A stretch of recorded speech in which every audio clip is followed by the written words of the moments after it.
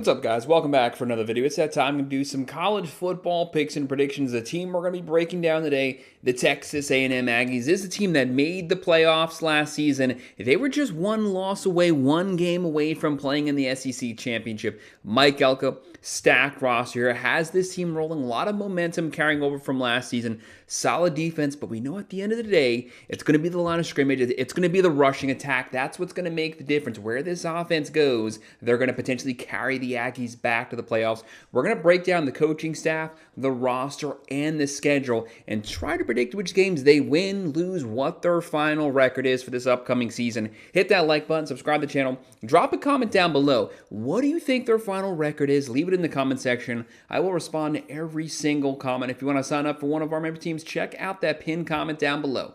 A&M last season, we know the big names. You had Marcel Reed, who is coming back as the starting quarterback, one of the best dual-threat quarterbacks in this country. You had Craver. You had Concepcion. Might have been the best wide receiver duo in the nation. Concepcion, he's off to the NFL. Craver's coming back. That's a huge thing here. Slot, deep threat guy, 5'9", easily 1,000-yard, #1 wide receiver. But you need to add some size to that. They did that through the portal. They're bringing in Isaiah Horton, transferring over here. This is the big-bodied receiver. This is your red zone guy, the guy that can go up, make those contested catches. They have Bethel Roman, a lot of weapons. Ruben Owens, Morrow, Marcel Reed, one of the most electrifying guys in the country. Last season, 3,200 yards, 25 touchdowns, over 500 yards rushing. He can do a little bit of everything. But this is a Mike Elko coach team. They're going to be tough. They're going to be physical. They want to own. They want to dominate the lines of scrimmage, the trenches. That is SEC football at its core. You have to own the line of scrimmage. Whoever gets the most push there, that's where this team is going to go. And they succeeded in that last year. One of the most well-rounded, balanced offenses in the country. Practically 50-50 down the middle. Throwing for about 220. Running for about 220. The numbers actually speak for themselves. Can they replicate that same type of production this season? They lost that big game to the Longhorns to cap the year. We did have the Longhorns winning that one. They actually had a pretty easy schedule last season, but got the big win versus Notre Dame right out the gate. They have a tough schedule this season.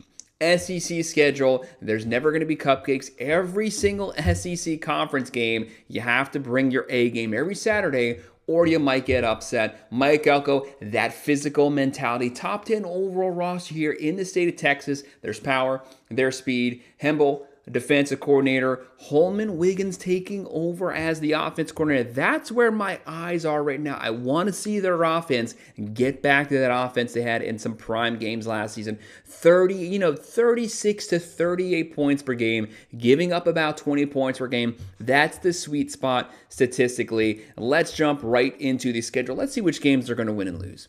They open up the season Saturday, September 5th, Week 1, Missouri State Bears. This should be, obviously, an easy win. This is a cupcake game.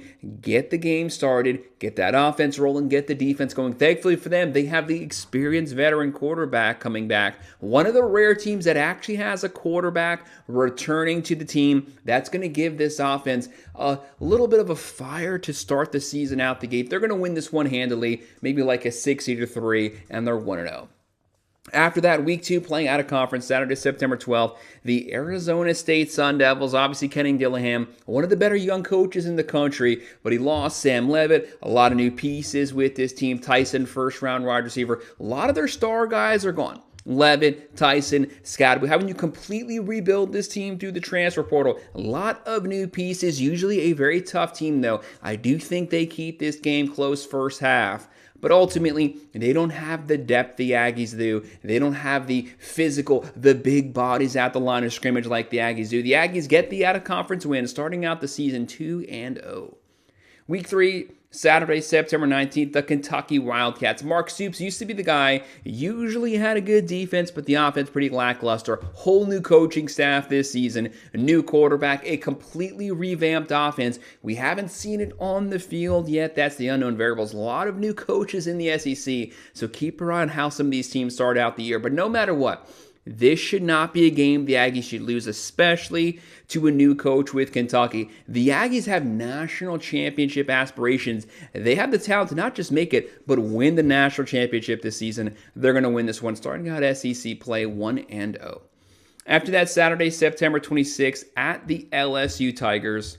This is at Tiger Stadium, Death Valley, one of the most difficult places to play. Both these teams could be top 10 here. Could be the college game day game that week. And you have with LSU, we were just discussing Sam Levitt. He transferred to LSU. They brought over Lane Kiffin, #1 transfer class, almost 70 transfers coming in here. Completely different team. Anything you saw from last year, that has no bearings on the Tigers this season because it's all new pieces. But with that, of course, is the unknown. We have no clue what this team is going to look like. Sam Levitt last season, a really good quarterback, but he was on the DL for 2 different stints. What's his health status here? Can he make it through a full season SEC physical contacts? He's a mobile quarterback, loves to run. He's going to be getting some big hits on his body. Will he be healthy this game?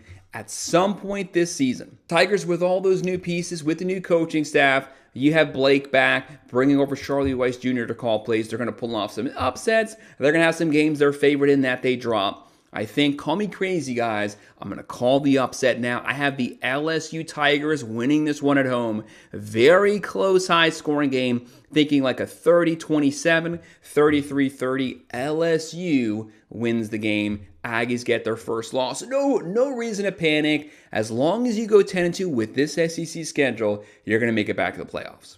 So they got that first loss. They're out for revenge. The next week, Saturday, October 3rd, the Arkansas Razorbacks. Also, completely new head coaching staff. A lot of new players. Their quarterback from last season actually played a really good season last year. He's off to the NFL, Taylor Green. So all the new pieces there, and they definitely don't have the talent. They don't have the depth. Look for the Aggies coming off that loss to get a strong rebound win. And they're 4-1. After that, Saturday, October 10th, at the Missouri Tigers. You never want to underestimate Drinkwitz. One of the best coaches in the country, always has a good offense, always has a very disciplined defense. He has maybe like a top 30 overall roster, but he gets those 3- and 4-star players to play like 4- and 5-star players, gets the most out of the talent on his team. They could win this one. They could pull off the upset. They always win 9 to 10 games every single season. But I have the Aggies starting to hit their sweet spot right now, starting to cruise to the season. A&M wins this one. Saturday, October 7th, the Citadel Bulldogs. You want a cupcake game sandwich right down the middle of the schedule because it's a brutal SEC schedule. They continue to roll here, get the starters out after the first half, make sure they're rested for the next week. Aggies win an easy one here.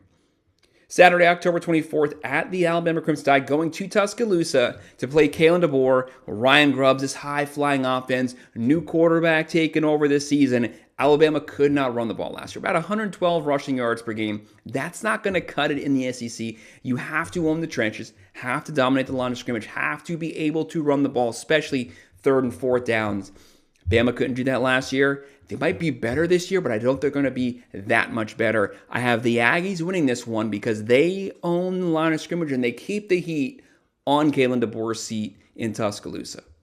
After that, they have a bye week. They definitely need it. A bunch of top 10 games.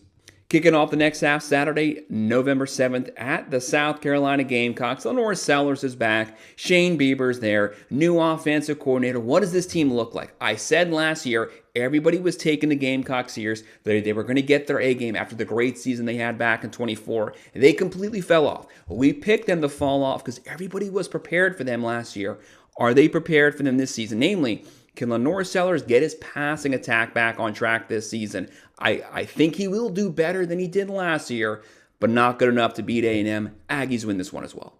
Then after that, another potential top 25 team. Saturday, November 14th, the Tennessee Volunteers. Josh Heupel, one of the best offensive minds in the game. New quarterback here. A lot of new pieces on the team. This is going to be an interesting team to keep your eye on because Josh Heupel, they're always going to score points. The big question, can they get the defense back on track? 2024, top 10 defense, made the playoffs. Last season, their defense was a complete joke, giving up almost 30 points per game. New defensive coordinator coming here, a little bit of a culture change. If he can just get that defense a little bit better, you always have to take a Josh Heupel offense serious. Close game, but Aggies walk away with the win.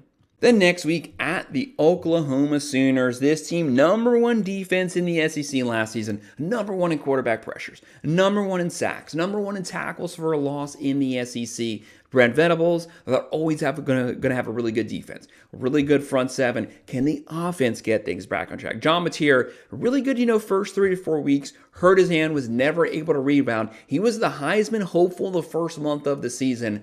The next half, he was playing like complete garbage the entire year. Looked awful in the playoffs. They got their backs blown out, got booted out of the playoffs. Can they get that offense? They don't even need to be a good offense, just a serviceable, run-of-the-mill average offense. They're going to have a top 10 defense. They're going to have a chance to win games. They can keep the games low scoring, dominate time of possession, own the game clock. I think this is a very close, low-scoring game. 23-20, 17-20, but give me the Aggies to get the win versus their old Big 12 rival. And they close out the season, one of the best rivalries in the game, take their records, throw them out the window, final regular season week, Friday, November 27th, a Friday game for some reason. The Texas Longhorns coming to Kyle Field this season. Very difficult atmosphere. Going to be a night game. This could easily also be a college football game day game because both these teams will be ranked in the top 10.